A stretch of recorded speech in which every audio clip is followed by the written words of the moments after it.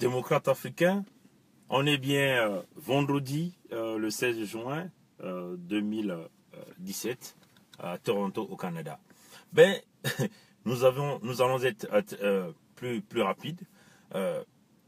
Nous allons revenir un peu sur le scandale de la secrétaire générale de la francophonie, que vous connaissez bien, qui est Madame Michaëlle Jean, qui fut gouverneur général du Canada et qui a été promis comme secrétaire général de la francophonie. Et nous savons dans quelles conditions elle avait été élue, parce que Sassou Nguesso avait présenté un candidat à l'époque. Sassou Nguesso n'était pas la bienvenue, et c'est d'ailleurs même ce qui a rendu Sassou Nguesso de plus en plus fort, vu que son candidat avait été rejeté, et son candidat avait été rejeté à Dakar lors de cette assemblée générale de la francophonie.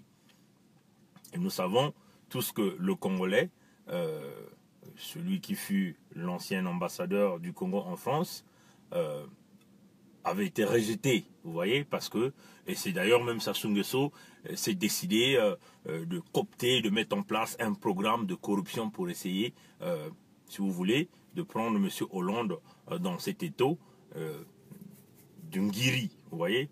Mais qu'est-ce qui se passe avec la secrétaire générale de la francophonie? Parce qu'au Canada, ça bouge, hein, à l'Assemblée, au Palais des communes canadien, ça bouge. Il y a des députés qui se sont posés des questions, il y a des députés qui se sont questionnés. Pour ceux qui ne savent pas, hein, il y a 3 grands pays qui sont les grands contributeurs de l'Organisation internationale de la francophonie. Il y a le Canada, il y a la France, il y a aussi la Suisse. Vous voyez, maintenant il y a aussi les pays membres, comme d'ailleurs tous les pays francophones, donc sont aussi des petits contributeurs. Mais les grands joueurs, c'est le Canada, la France et la Suisse. En ce qui concerne le Canada, le gouvernement fédéral du Canada investit quasiment, on peut dire, 15 millions de dollars chaque année dans l'Organisation internationale de la francophonie. Maintenant, à cela, il faut ajouter le gouvernement du Québec. Le gouvernement du Québec, on parle de 3 à 4 millions. Donc, en général, on peut dire que le Canada investit autour de 19 millions de dollars par année dans cette Organisation internationale de la francophonie. Mais nous savons tous les dépenses que Mme Michaëlle Jean est en train d'effectuer.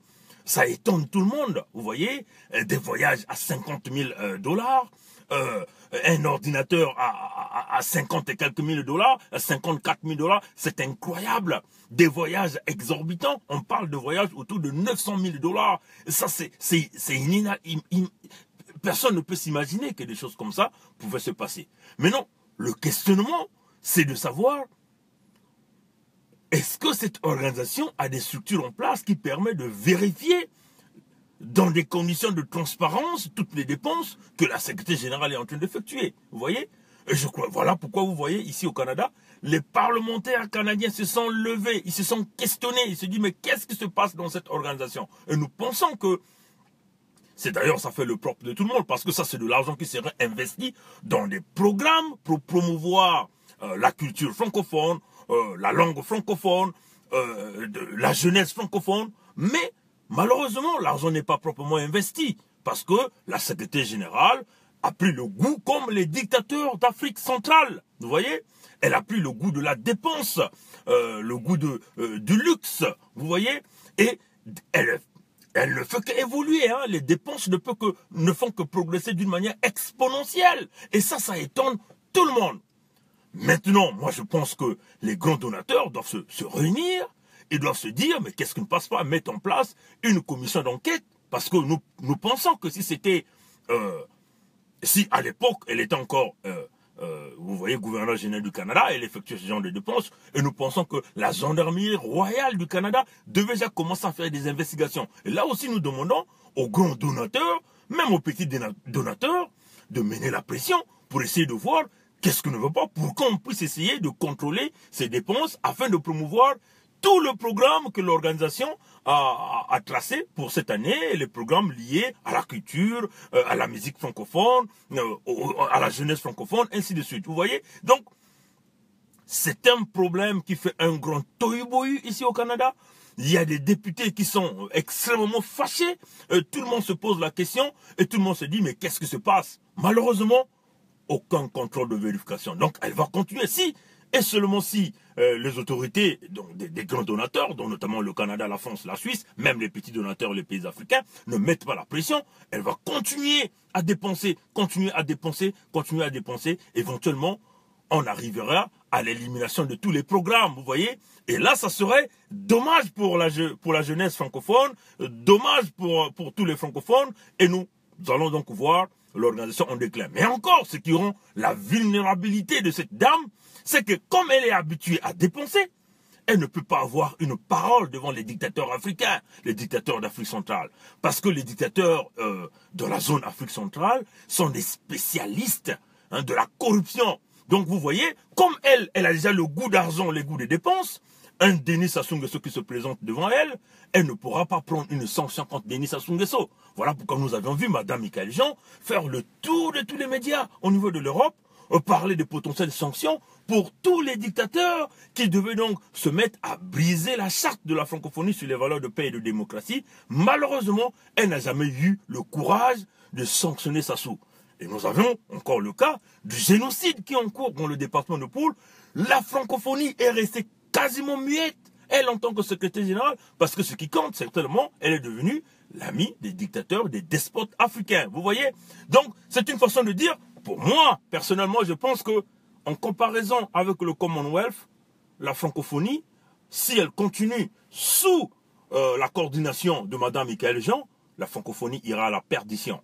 Donc, il est temps qu'à la prochaine assemblée générale de la francophonie, parce que, qu'on n'en veuille pas, nous avons une langue à sauvegarder. Nous sommes tous des francophones, on ne va pas le nier. Il faut que, bien qu'on la sauvegarde, il faut mettre quelqu'un qui a des visions, quelqu'un qui ne font pas des dépenses exponentielles comme elle. Et nous pensons que c'est le moment ou jamais que la direction de la francophonie revienne à des hommes qui ont des mentalités. Ça peut toujours être un Canadien, mais il faut que ce soit quelqu'un qui a des potentialités, qui n'a pas une vision de grandes dépenses comme elle est en train d'effectuer présentement. Parce que ça fait une déception pour tous ceux qui l'ont supporté. Je l'ai supporté au départ, mais par rapport à ces dépenses exponentielles, je ne peux plus la supporter. Parce que nous voulons la transparence, nous voulons que les vérités soient dites, et nous voulons que les choses se passent aussi en coordination avec les autres nations. Nous avions vu le temps de Abdou Diouf, l'ancien secrétaire général de la francophonie. On n'a jamais entendu ce genre de problème de dépenses. Et nous pensons que Abdou Diouf a bien coordonné cette organisation. Et nous, on pouvait penser que Mme Jean pouvait le faire. Mais nous sommes en train de se rendre compte que c'est une dépensière. Et quand vous dépensez sans pourtant justifier, bien, là, ça pose un problème. Parce qu'on nous parle de 500 000 $ pour rénover un appartement. Alors là, 54 000 $ pour un ordinateur, une connexion Internet, c'est inimaginable, c'est trop. Peuple africain, soyez vigilants. Soyez vigilants, soyez vigilants. Maintenant, je vais rapidement parler de la dévaluation du franc CFA de la zone Afrique centrale. On vous avait déjà annoncé ça, hein, chers compatriotes. Quand nous étions venus avec la nouvelle, les gens sont venus nous critiquer. Ils disent, mais vous dites du blablabla. Bla, bla, bla. Vous voyez, on a des sources sûres. On a des sources sûres. On l'avait annoncé. Le franc CFA de la zone Afrique centrale seulement sera dévalué. Et ça va arriver. Mais par contre, l'Afrique de l'Ouest, ça ne sera pas dévalué. Ce n'est pas pour rien. M. Macron a reçu Ouattara, a reçu Macky Sall. Voilà, ça va continuer. Pourquoi? Parce que l'Afrique centrale, il y a des dictateurs qui n'ont aucune vision. Tout ce qu'ils savent, c'est voler. Aucune vision de développement. Aucune vision de promouvoir l'économie. Aucune vision de préparer des réserves pour des générations futures. Mais voilà pourquoi vous avez vu la grande partie de tous les opérateurs économiques, des grands investisseurs, ne sont plus venus en Afrique centrale. Ils ont déserté l'Afrique centrale. Ils sont maintenant en Afrique de l'Ouest. Voilà pourquoi le franc CFA de l'Afrique de l'Ouest doit être maintenu et stable, parce que les investisseurs qui sont partis ont imposé. Ils ne peuvent pas. Mais par contre, ils vont légitimer la prise des matières premières dans la zone Afrique, parce que c'est une zone très riche dans la zone Afrique centrale, une zone très riche. Là, ils viendront maintenant prendre nos matières premières, quasiment ils vont rien payer. Pourquoi? Parce que vous aviez des dictatures. Les dictatures ne sont pas bonnes. Voilà pourquoi nous disons aux jeunes de tous ces pays-là, la République du Congo, la République du Gabon, la République centrafricaine, la République du Cameroun, même la RDC, l'Angola, prenez conscience. Parce que vous imaginez, si 1 euro va coûter 1300 francs CFA, déjà nous sommes dans une apocalypse économique créée par Denis Sassou Nguesso, et cette apocalypse est en train de s'étendre dans toute la sous-région. Réveillez-vous, jeunes Africains. Ça va être de plus en plus compliqué. Parce que même l'importation, l'exportation, ça va être compliqué pour vous, pour se nourrir. Ce n'est pas pour rien que nous venons ici vous parler avec nos visages découverts, vous dire réellement ce qui se passe. Le pire est en train d'arriver. Là, ça sera plus l'apocalypse, mais ça sera maintenant l'Armageddon, c'est-à-dire la fin pour l'Afrique centrale.